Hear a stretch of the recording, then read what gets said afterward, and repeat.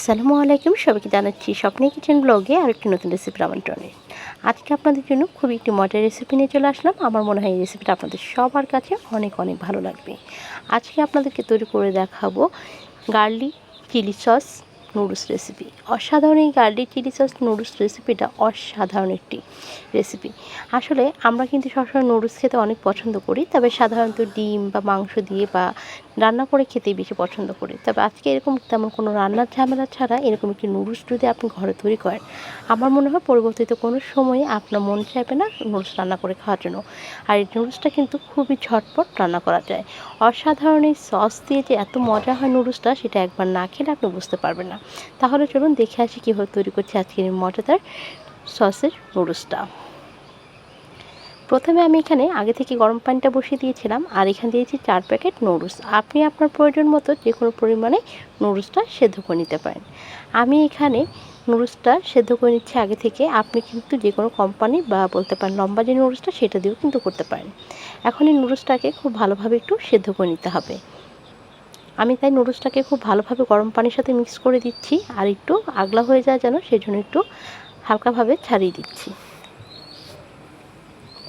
এটাকে আমার খুব ভালোভাবে সেদ্ধ করা হয়ে গেছে, দেখতে পাচ্ছেন। এখন আমি এটাকে নামিয়ে ঠান্ডা করে নিব, আর ঠান্ডা পানি দিয়ে একটু ধুয়ে নিব, যেন একটার গায়ে একটা লেগে না যায়। সেদিকে জন্য ঠান্ডা পানি দিয়ে ধুয়ে নিলে আর লেগে যাবে না। তাই আপনারাও ভালোভাবে পানিটা ঝরিয়ে একটু ঠান্ডা পানি দিয়ে ধুয়ে রাখবেন। তারপর আমি চুলাতে বসিয়ে দিচ্ছি প্রায় 2 থেকে আড়াই টেবিল চামচের মতো সাদা তেল। এই তেলটা আমি গরম হতে বসিয়ে দিলাম, আর এখান দিয়ে সসটা তৈরি করার জন্য সসের বাকি উপকরণগুলো রেডি করতে চলে যাচ্ছি। এখান দিয়ে আমার তেলটা গরম হতে থাকুক। চলে আসলাম সসের বাকি উপকরণগুলোকে রেডি করার জন্য। প্রথমে এখানে দিয়ে দিচ্ছি আমি রসুন কুচি। রসুনটাকে একদম কিমার মতো কুচি করার চেষ্টা করবেন, কারণ যতটা কিমা করবেন ততই কিন্তু আপনার জন্য ভালো। তাই চেষ্টা করবেন খুব ভালোভাবে কুচি করার জন্য। তারপর এখানে দিচ্ছি 1 চা চামচ আমি এখানে সাদা তিলটা দিয়ে দিচ্ছি। এই তিলটা দিলে খুব সুন্দর একটা ফ্লেভার যেমন আসে, তাতে কিন্তু খেতেও অনেক ভালো লাগে। যখন এই তিলটা আপনার মুখে পড়বে তখন কিন্তু এটা ভালো একটা টেস্ট আসে। তারপর এখানে আমি দিয়ে দিচ্ছি আরও কিছু উপকরণ লাগবে, সেগুলো কিন্তু এক এক করে অ্যাড করছি।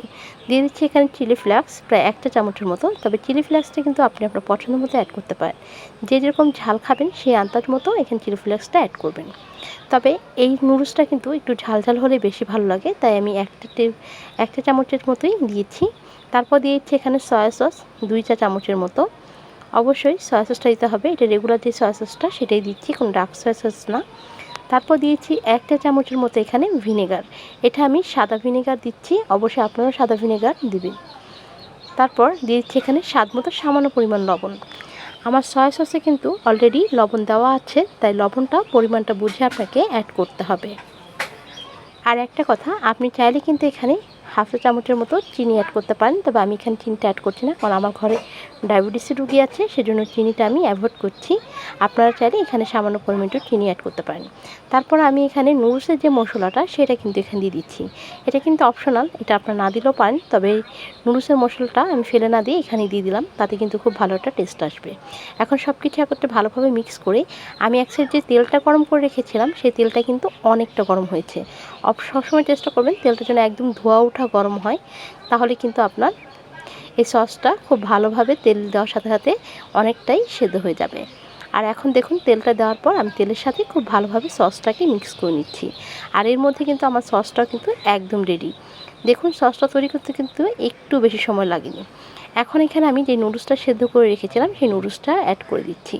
এই যে নুডলসটা সেদ্ধ করতে করতে কিন্তু আপনারা চাইলে এই সসটা রেডি করতে পারেন। হঠাৎ করে যদি আপনার ঘরে মেহমান চলে আসে, তখন কিন্তু চাইলে ঝটপট এই রেসিপিটা তৈরি করে দিতে পারেন। ঘরে মাছ মাংস বা কোনো রকম ডিমের প্রয়োজন হবে না এই নুডলসটা তৈরি করতে।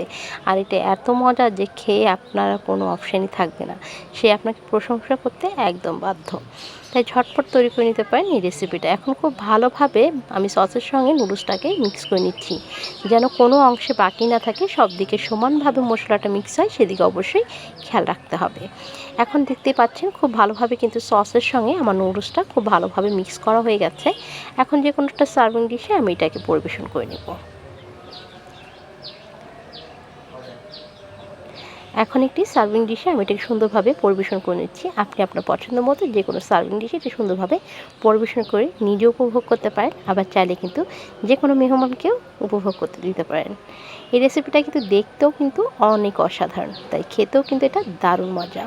আমি একটা সেদ্ধ ডিম দিয়ে এটাকে সৌন্দর্যের জন্য একটু সার্ভ করলাম। আমার মনে হয় এটা দেখতে অনেক সুন্দর লাগবে।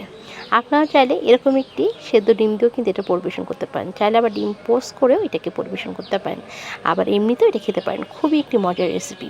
আমার মনে হয় এই নুডলসটা একবার যে খাবে সে বারবার খেতে চাইবে, আর এটা তার কাছে অনেক অনেক ভালো লাগবে।